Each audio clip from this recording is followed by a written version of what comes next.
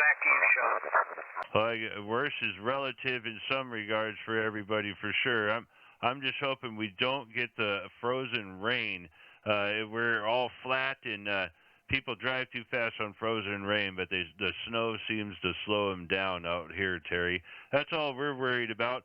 Otherwise, waiting to get socked in for a little bit and get that kind of cold, still, quiet night, and maybe enjoy some of that brisk part of Christmas season being around the corner. My YL is all about Christmas now, so the house is definitely getting ready to transform. Other than that, I'm just messing around with the canine in here. I'm getting him socialized a little bit. He actually enjoys being in the shack more than he does being in a kennel, go figure. But I get paid to do this, so he's keeping my feet warm, and we're playing radio there. Over. Okay, well, that sounds like a pretty good deal. Yeah, a nice foot warmer. I just fired up my little propane heater. My shack is out in the garden shed, about 50 feet from the house, and I have, for the last 15 or 20 years, operated as a maritime mobile and was living in a condominium in town and consequently couldn't have a station. But I bought some acreage, and we recently moved out here.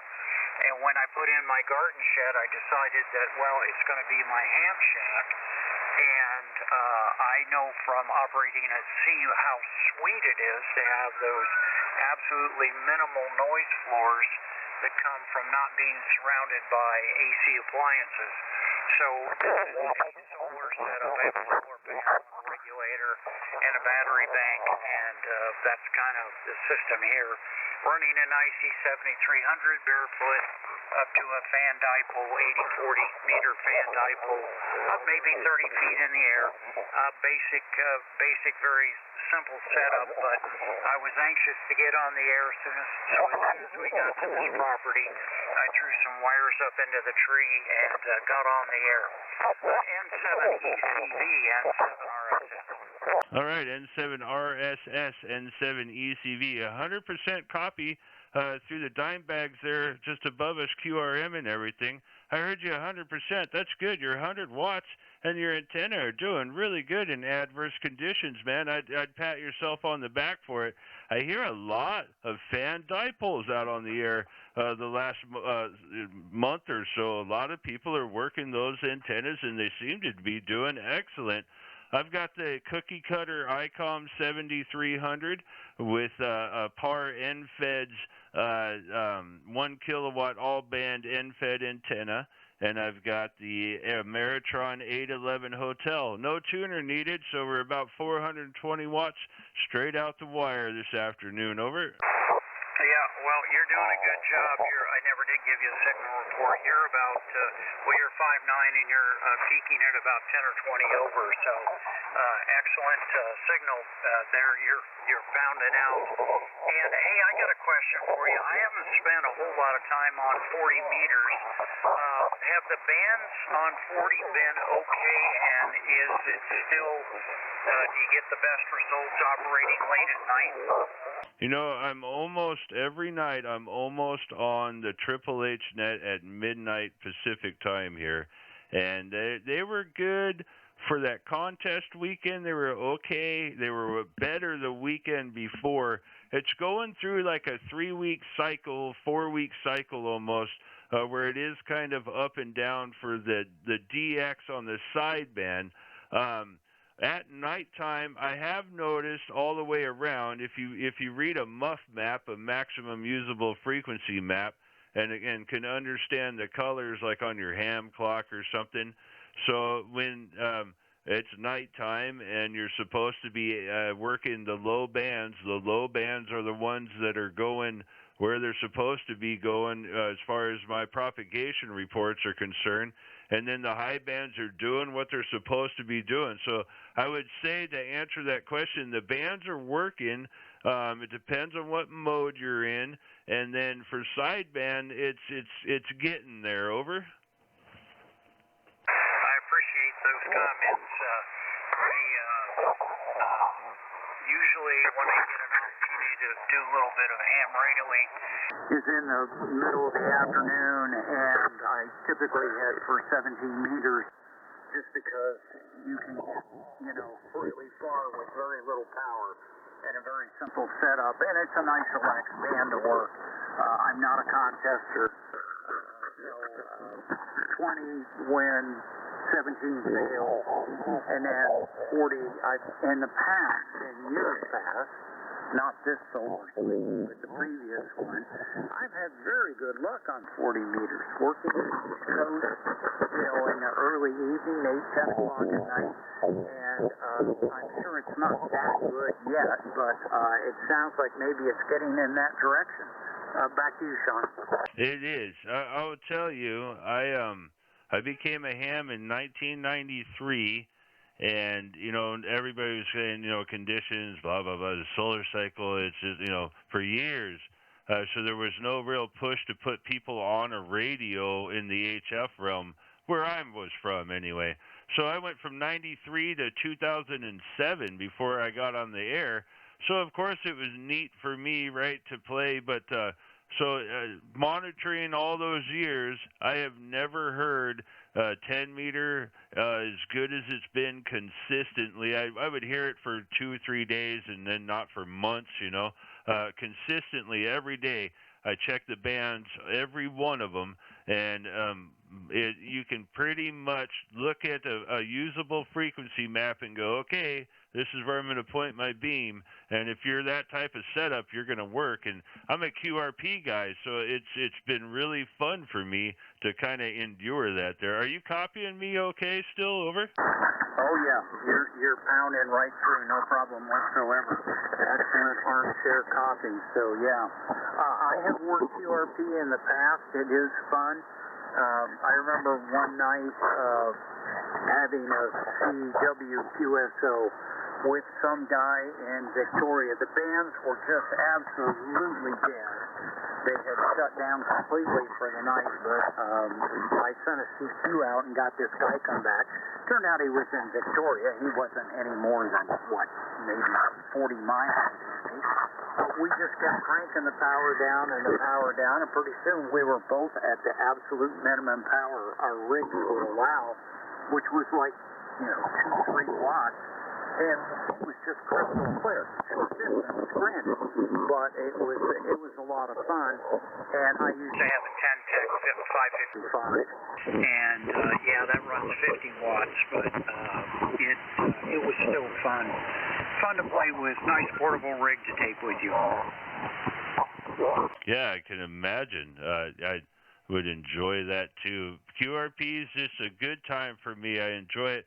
I just got this amplifier not too long ago so I can keep working net control for a few different nets. And boy, I put it in line, and there it is. It's mine, and I've got a Commander 2500 in the weight there for me to get 220 in the shack. So I'm well prepared for power anymore, but QRP is where it's at for me. If I'm going to do any type of outdoor play or content, anything like that, it's 5 watts or less and having a good time. And then anything I do in a digital mode, other than slow scan TV, is QRP 10 watts or less. So I have a lot of fun doing that stuff.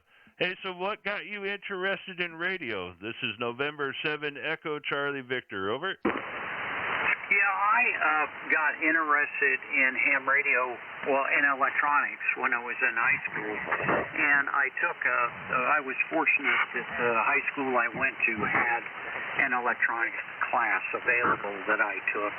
And I actually studied for a ham radio license, learned the code, could have passed the test, but got distracted and never followed through. Must have been rules or something caught my eye.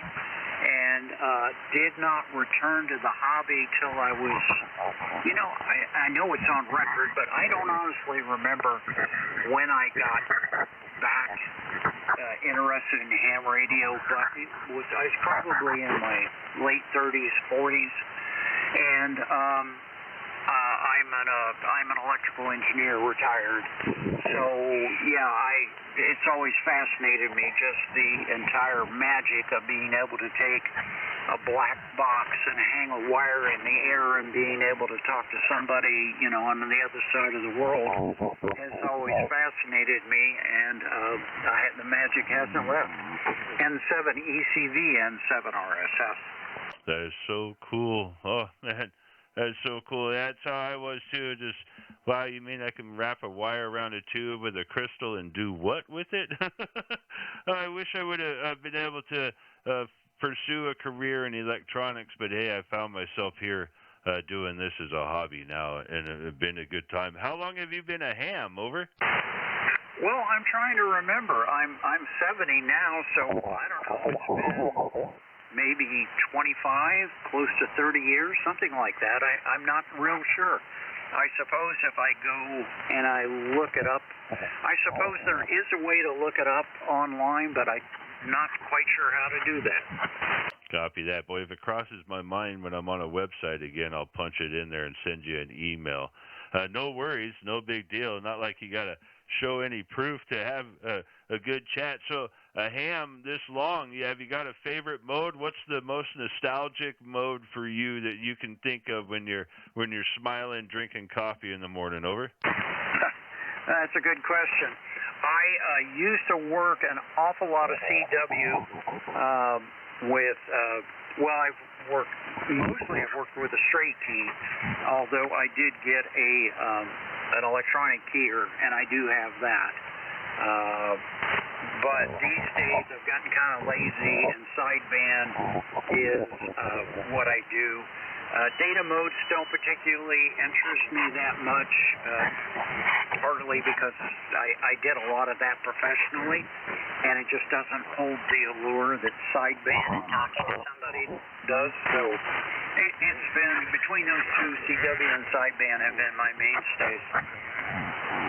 Oh, very good. Yeah, I got a straight key here. I was okay and starting to get proficient with it years ago, but I ended up getting real crazy tremors in my good hand, even my bad hand. But so anyway, a straight key is kind of out of the running for me, but my paddle is showing up sometime this week, man, and I'm finally going to jump on CW and really start pounding some brass high, just side slapping it, I guess. But I can hold a paddle down and use my right hand, and I'm a drummer and a bass player, right? So I've got the rhythm to do the daws and the dits and the daws sideways like that, and it really just connected for me. There was years ago, I used to talk with friends at my place. We'd send back and forth with an old MFJ keyer. It was good stuff, man. It's pretty neat. I can imagine there just what it was like growing up and kind of evolving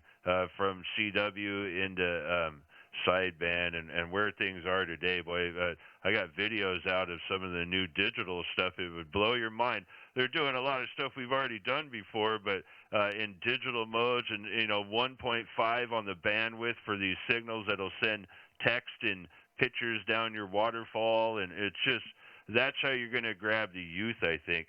Have you got any advice for new hams today? If you were in front of a group of new hams that were standing around, jecks or generals, whatever, you got a piece of advice you'd hand over to them before they walked out the door? Over? I think I would talk to them basically what I talked to you about, and that is the magic of what it is we do. There's the technology side, of course, and there's I'm a technologist, so I could speak to that. But I think what really resonates with people is the magic of picking up a mic and being able to talk to someone with a box and a wire. It's just so cool. Ain't it though, man? Ain't it so cool? Yeah, I got a kick out of being able to hear stuff from around the world, and nobody could understand why I thought it was neat. And then what really sealed it as a teenager for me was auto patch on a 2-meter handheld. A phone patch, what? You can do what? And we were out in the middle of nowhere. There's no such thing as cell phones when all that fired up. You can do what? I am doing this right now, man. So it was an amazing thing for me. So what, in your eyes, in your mind, what's the future of ham radio to you? What do you think the future of ham, if you finish the sentence for me, the future of ham radio is ? Over. Yeah, it's probably going to be more digital modes, data, and television and those sorts of things. But, for me, that's not really where it's at, but that's probably where it's headed. So, Sean, the noise level is creeping up and the QRM is getting worse, so I'm going to put an end to this. I appreciate your coming back to me. Thank you so much for that. And it's good to work 40 meters again.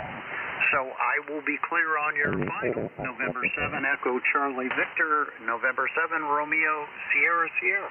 Yeah, funny how those guys are bullies no matter how they want to be. One passive-aggressive knuckleheads. I'll tell you what. A 40 meter is open, starts at about 4:30 in the morning at 7194-ish around there, and goes up the band to the noontime net at 7284 at noon Pacific time. There's stuff nets all day, all morning through there, and then the 7240 swap net is still Saturday and Sunday around 12 or 12:30. I can't remember, but that's a 2-hour net. Hour or two. Anyway, it's a long net. You can catch the swap net still on 7240. Welcome back to 40 meter and the hobby in itself.